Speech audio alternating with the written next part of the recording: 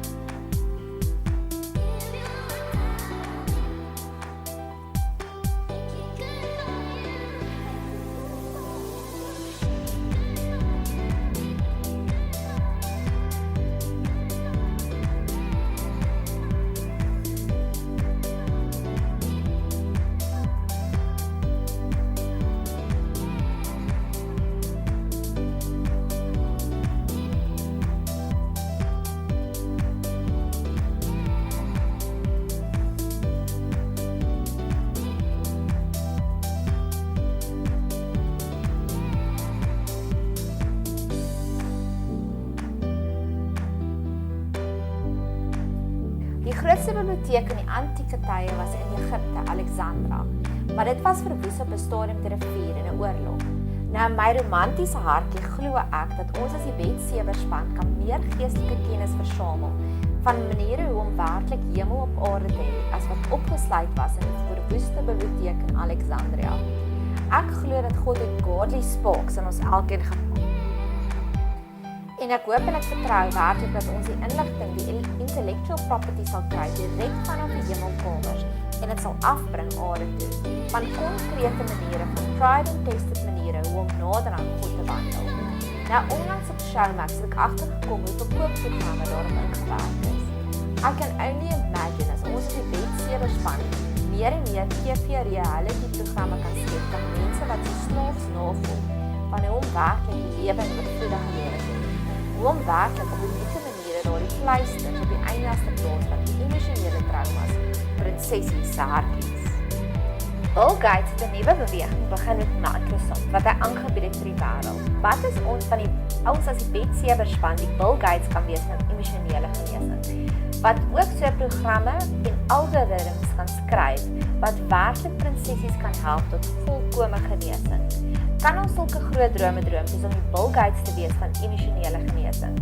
Soos wat daarvan as daar 'n Microsoft Word is vir dokumente skryf of 'n Microsoft PowerPoint vir aanbiedings, dat ons ook sulke user-friendly produkte wêreldwyd kan publiseer en bemark vir emosionele genesing. Hoe om werklik deur jou kinderdae trauma te kom. Ek weet Jen Pen het alreeds 'n inner healing program geskryf vir die prinsessies wat inbid by ons.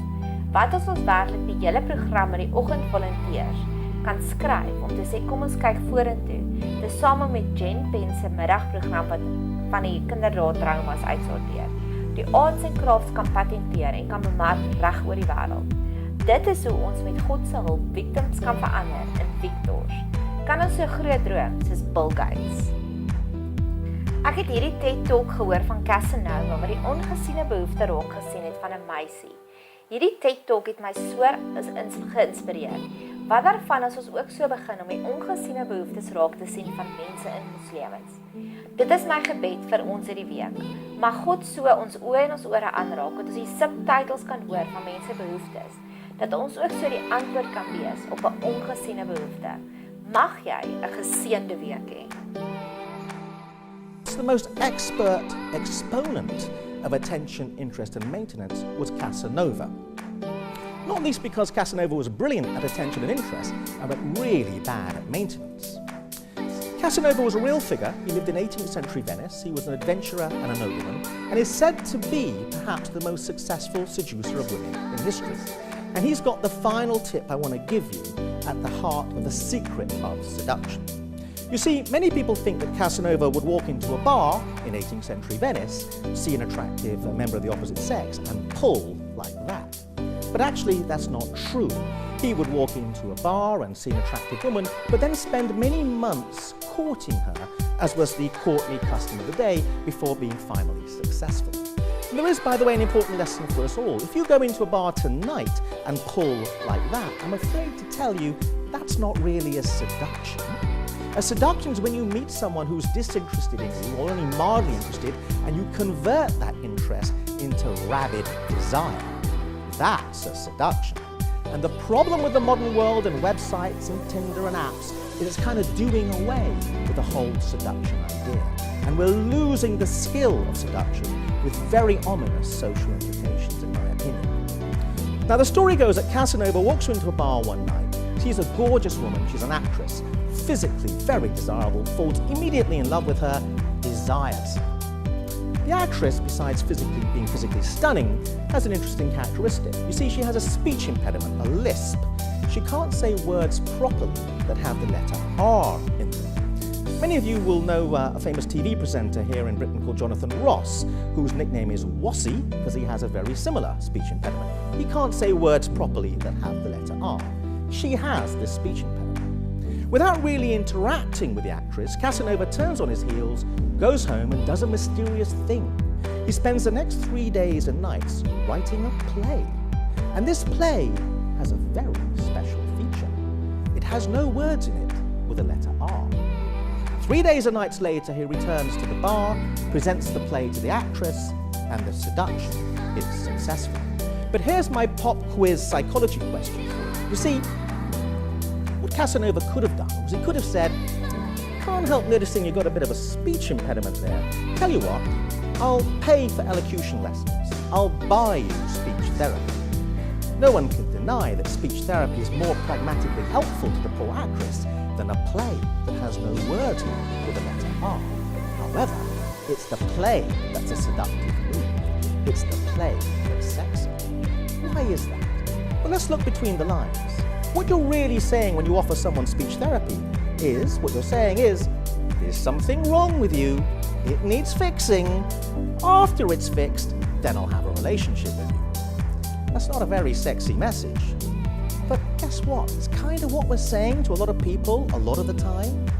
What does the play with no words with the letter R say? What it says is, don't change a thing. You are perfect as you are. My job is to help the world recognize the perfection that I see. That's a sexy message. The other thing the play does is this. It's terrifically specific. The actress knows that Casanova's interested specifically in her. A lot of young men going on a date nip into the petrol station because they've left at the last minute, buy some petrol station flowers, present the petrol station flowers to their date with a grand gesture, and are somewhat perplexed that the date is less than overwhelmed with a presentation of petrol station flowers. You see, you can't go into a petrol station and buy a play off the shelf that has no words in it with a letter R. The actress knows that Casanova's interested in her and no one else. It's specific. But here's the final point and the most important and profound message in terms of the psychology of seduction. What Casanova has done brilliantly is, and here's the key catchphrase I want you to remember, he's filled the unmet need. The actress has an unmet need for parts that have no words with the letter R. And Casanova diagnoses the unmet need and meets it more completely than it's ever been met before. If you find someone's unmet need and fill it in a way it's never been filled before, you will be successful in seducing them. So your mission is a two-pronged attack. You've got to find out the unmet need, and then you have to fill it in a way that's never been filled before. Now, I can sense immediately you have a lot of questions.